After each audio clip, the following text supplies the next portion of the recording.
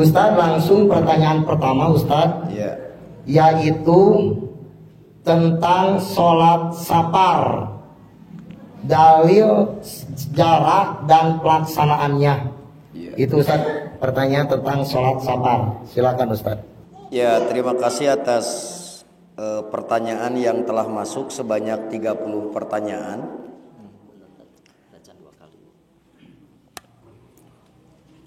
Walaupun cuma 30 tapi jawabannya 300. Catatan yang pertama, perihal jarak yang ditempuh bagi seseorang untuk mendapatkan rukhsah jamak qashar.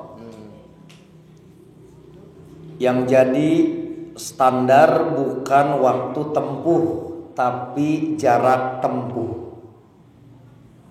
Kalau ukuran waktu,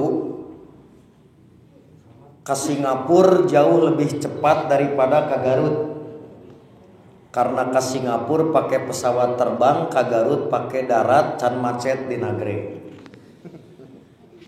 Tetapi karena yang jadi ukuran adalah jarak tempuh, dua dalil yang sama-sama diterangkan oleh Anas bin Malik.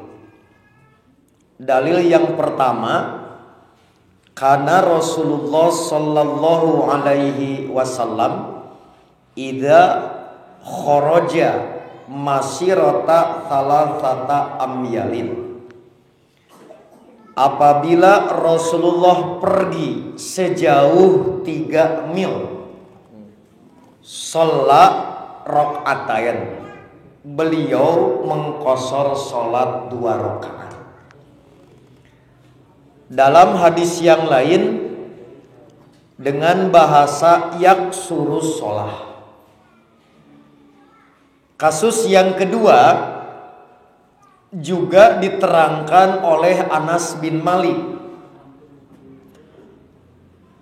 Sholat Nabiyyu sallallahu alaihi wasallam bil Madinati arba'an.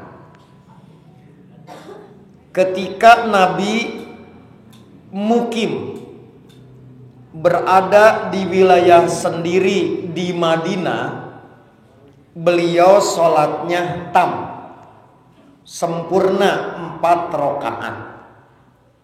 Wabi Zilkhulaifah sholat rakatain.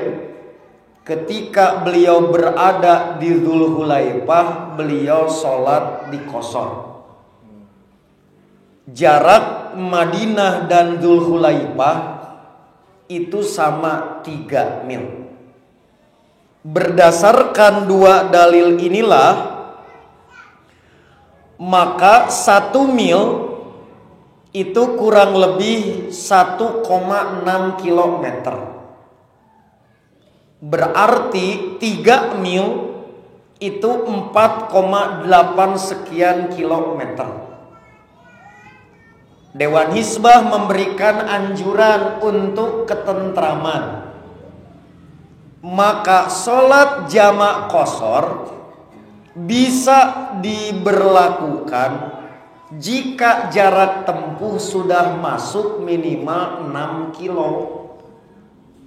Jadi kalau kita perjalanan 6 kilo minimal, maka sudah mendapat fasilitas jam kos, jamak qashar. Naon Bu? Jam kos, jamak qashar. Itulah ketentuan jarak berdasarkan dalil yang pernah Nabi lakukan jarak terpendek. Ari saparna mah terjauh banyak, tetapi yang terpendek Nabi melakukan qashar, yaitu 3 mil dalam 2 kejadian ini. Kemudian bagaimana cara pelaksanaan? Cara pelaksanaannya bisa jamak takdim, berarti menarik sholat yang kemudian diawalkan.